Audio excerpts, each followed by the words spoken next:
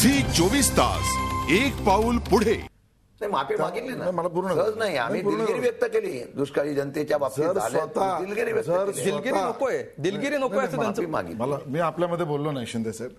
जर स्वतः अजित पवार साहेब म्हणतायत की माझ्या राजकीय आयुष्यातली सर्वात मोठी चूक आहे, आता चूक आहे तर चुकीची पुढची पाऊल जे असते ते असते प्रायश्चित्त. मग प्रायश्चित्त काय यामध्ये? एक दुसरी गोष्ट अशी आहे की पवार साहेब हे यांच्या पक्षाचे नेते आहेत, देशाचे आदरणीय कृषी मंत्री आहेत. आपण दोन घटना आधीच्या बघू. नंबर एक, यांच्याच पक्षाचे नेते मंत्री भास्कर जाधव यांच्या घरी लग्न झालं. आदरणीय पवार साहेब अति सेन्सिटिव्ह झाले. त्या दिवशी ते मीडियासमोर आले आणि जवळजवळ भास्कर जाधवांवर कारवाई होणार, त्यांचे पंख कापले जाणार, मला खूप हेलावलोय मी, अशी भूमिका त्यांनी घेतली, महाराष्ट्राला संकेत दिला. दुसरी घटना, त्याच्यानंतर राज ठाकरे साहेबांची सभा झाली, अजित पवार साहेबांनी उत्तर दिलं वगैरे जे काही घटनाक्रम झाले. अंकुश काकडेंनी प्रतिक्रिया दिली पुण्याच्या विषयामध्ये. सेन्सिटिव्ह झाले शरद पवार साहेब. अख्ख्या महाराष्ट्रासमोर मीडियासमोर ते आले आणि म्हणाले असं काही करू नका, दुष्काळ हा महत्वाचा मुद्दा आहे. आता ह्या दोन्ही घटना शरद पवारांसारख्या आदरणीय नेत्यांनी महाराष्ट्राला दाखवल्यानंतर सुद्धा पुन्हा त्याच पक्षातला एक मंत्री आणि उपमुख्यमंत्री आणि त्यांचा पुतण्या हा महाराष्ट्रासमोर बिनदक्कतपणे वाक्य वापरतो. आता सेन्सिटिव्हिटी पवार साहेबांची जागृत होत नाही, चुकीचं प्रायश्चित्त होत नाही, माफीवर आम्ही माफ करावं असं यांचं म्हणणं आहे.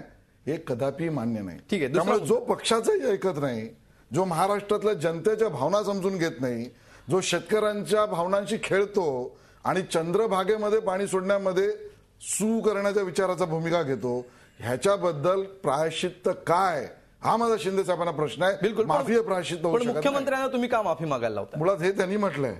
कोणी म्हटलं? हे त्यांनी म्हटलंय. विरोधक म्हणताय.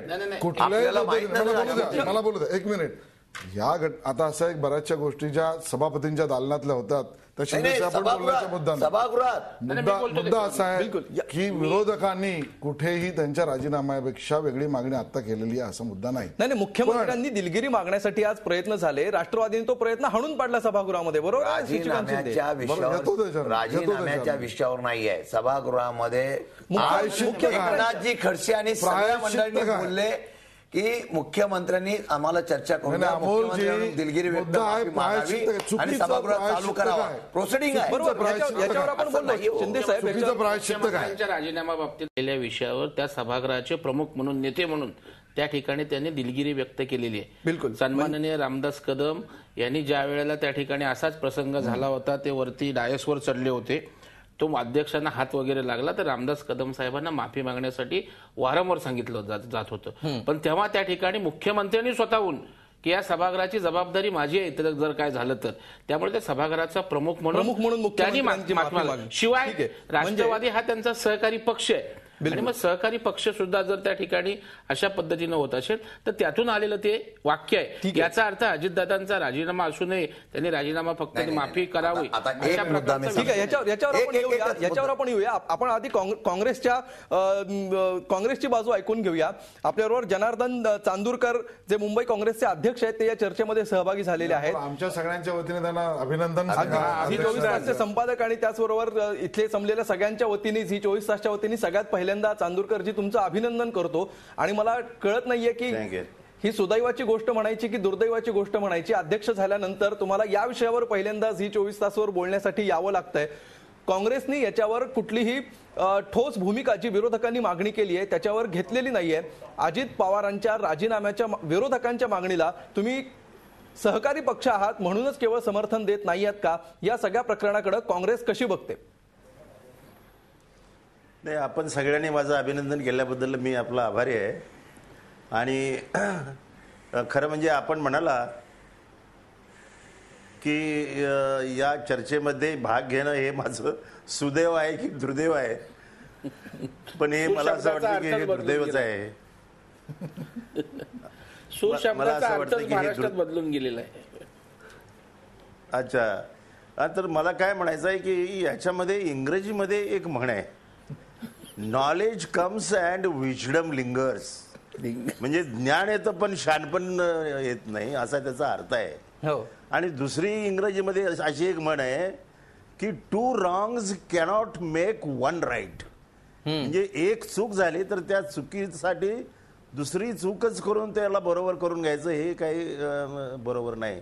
अशा पद्धतीचा आता झालेला प्रकार आहे. अगदी चांदूरकर, याला जोडून मी एक तिसरं वाक्य सांगतो, silence is more dangerous than vocal opposition. त्यामुळे काँग्रेसने याच्यामध्ये काहीच अजून भूमिका घेतलेली नाहीये. नाही, काँग्रेसची भूमिका काय, तर तुम्ही काय भूमिका घेतलेली आहे का? तुम्ही जी भूमिका घेतली खरं म्हणजे आपल्यासारख्या चॅनलवरती या विषयाची चर्चाच व्हायला नाही पाहिजे. कारण हे एवढ्या खालच्या थराला प्रकरण गेलेलं आहे की इव्हन राज ठाकरे साहेबांनी सुद्धा त्याचा धिक्कार केलेला आहे की ठीक आहे, अशा प्रकारच्या घटना.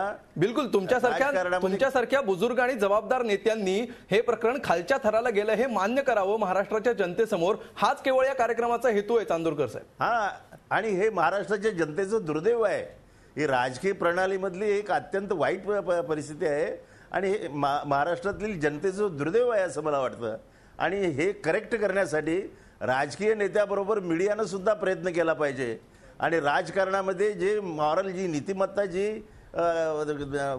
घसरत चाललेली आहे ती परत कशी आपल्याला येईल हे पाहण्याचा प्रयत्न आपण सगळ्यांनी केला पाहिजे. बिलकुल, याच्यावर आपण चांदूरकर साहेब येऊया. मात्र त्याच्या आधी काही महत्वाचे प्रश्न तुम्हाला विचारायचे आहेत. त्यापूर्वी पहिला प्रश्न मी तुम्हाला विचारतो की मुख्यमंत्र्यांना दिलगिरी व्यक्त करण्याची संधी राष्ट्रवादी काँग्रेसला मिळवून देताना दिसत नाहीये.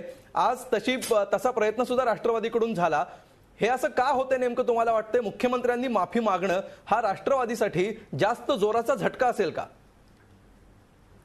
नाही, त्या प्रश्न तो या ठिकाणी माफी मागण्याचा नाही, तर हा प्रश्न प्रत्येक जण हा प्रश्न कसा राजकीय होईल आणि याचं राजकीय एक्सप्लॉयटेशन करून स्वतःच्या पक्षाला त्याचा कसा फायदा होईल या दृष्टिकोनातून दुर्दैवाने त्याच्याकडे पाहिलं जातं.